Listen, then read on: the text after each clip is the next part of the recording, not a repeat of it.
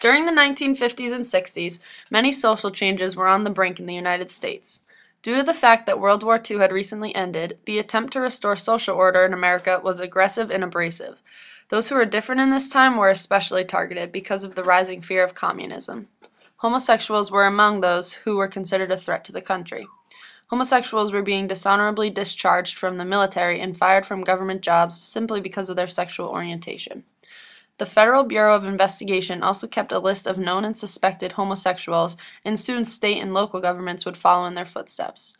Citywide sweeps were done to clear all neighborhoods, bars, parks, and various other public gathering places of homosexuals. Colleges and universities also dismissed professors who were suspected of being gay. This extreme homophobia throughout the nation led to the need for gay people to hide who they really were. If they were discovered to be homosexual, men and women were subjected to public humiliation, harassment, and even institutionalization in mental hospitals.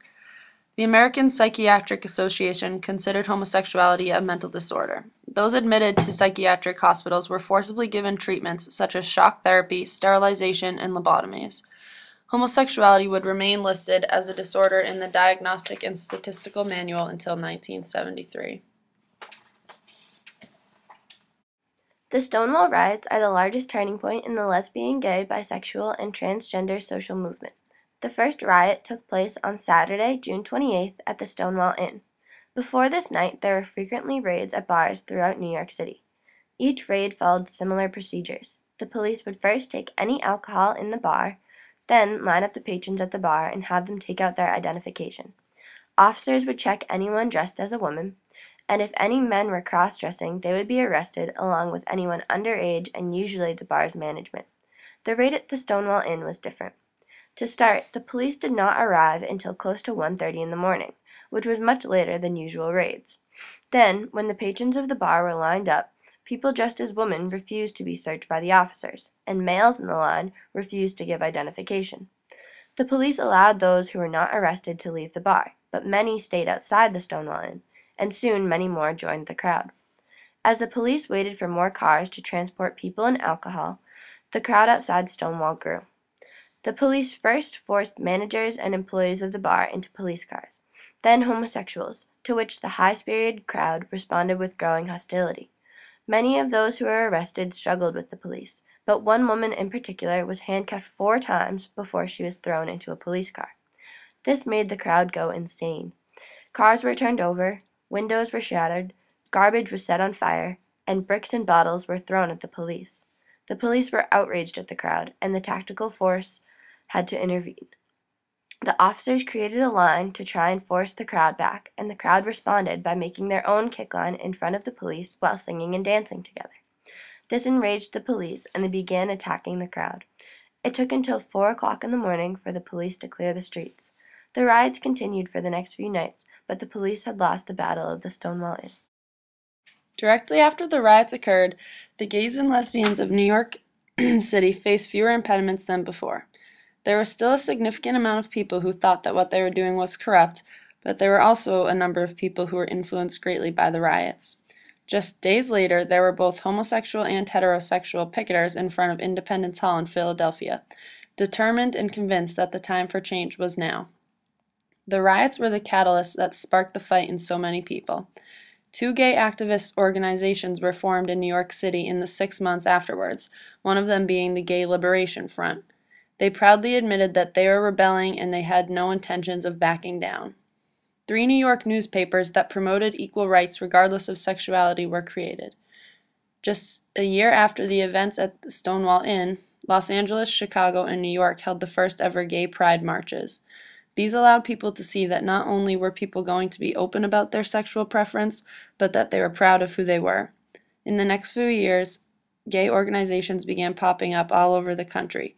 People were realizing that times were changing and that humans are humans. Prior to the Stonewall riots in 1969, there had been no openly LGBT elected politicians in any part of the U.S. government. In April of 1953, President Dwight Eisenhower signed the Executive Order 10450, which banned homosexuals from working for the federal government or any of its private contractors. The order lists homosexuals as security risks, along with alcoholics and neurotics. The government went to far length to ensure that there were no homosexuals working for them.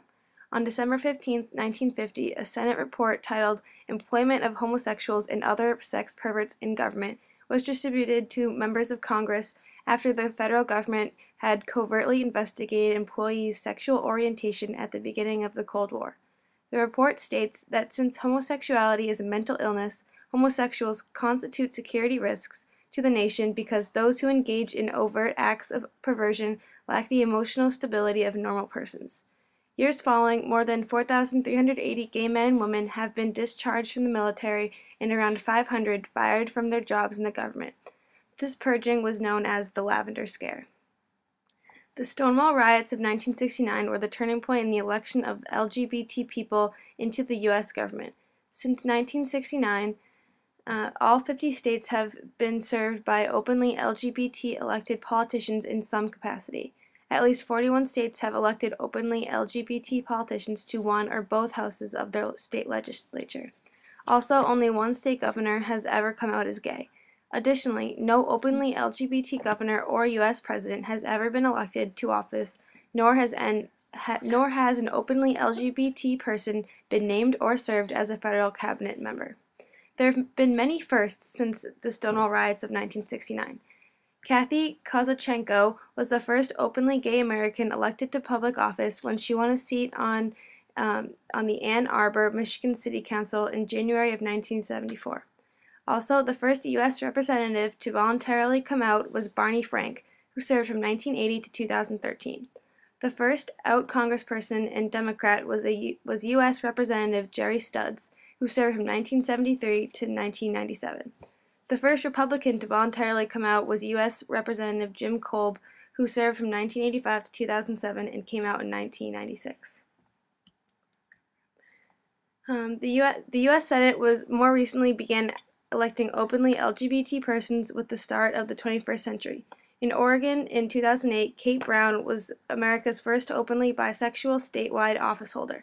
In 2012, Tammy Baldwin was the first openly out LGBT person to be elected into the U.S. Senate. Additionally, House Speaker Representative Tina Kotek was America's first openly lesbian House Speaker, in which she was elected as Oregon's House Speaker in 2012. The first transgender person elected to a state legislature in the U.S. was Althea Garrison in 1993. Harvey Milk, being the first openly gay politician in California, was an icon for gay rights in San Francisco and in the United States as a whole. Harvey Milk's position as supervisor only lasted for 11 months, as it was shattered with 5 pulls of a trigger.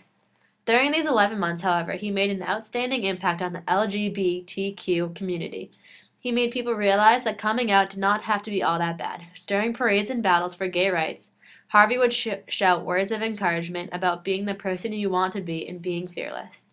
For instance, Harvey shouted, "Come out to your relatives, come out to your friends, if indeed they are your friends. Come out to your fellow workers, to the people who work where you eat and shop. Come out only to the people that you know and who know you."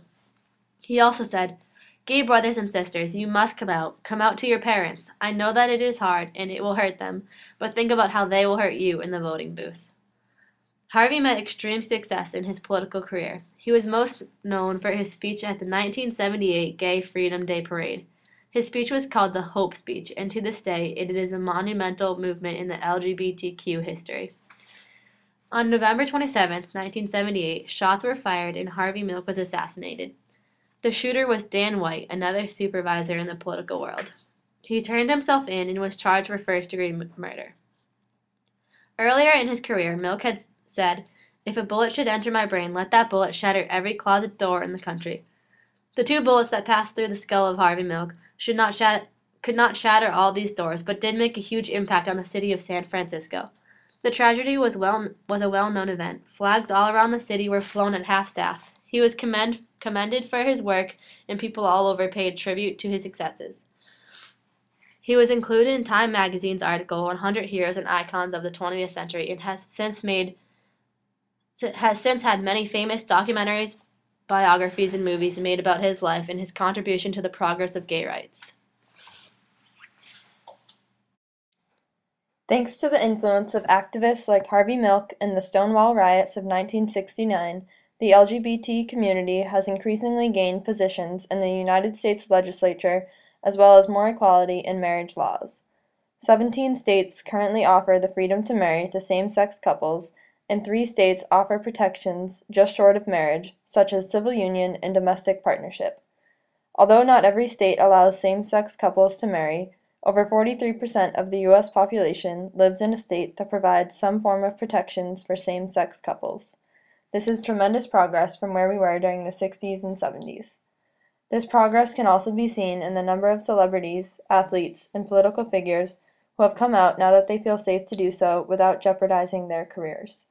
Some well-known figures that are publicly out include talk show host Ellen DeGeneres, the NBA's first openly gay athlete, Jason Collins, news anchor Anderson Cooper, rapper Frank Ocean, and actor Jesse Tyler Ferguson. However, this is still just a start. Until there is equality in every state for every person, the gay rights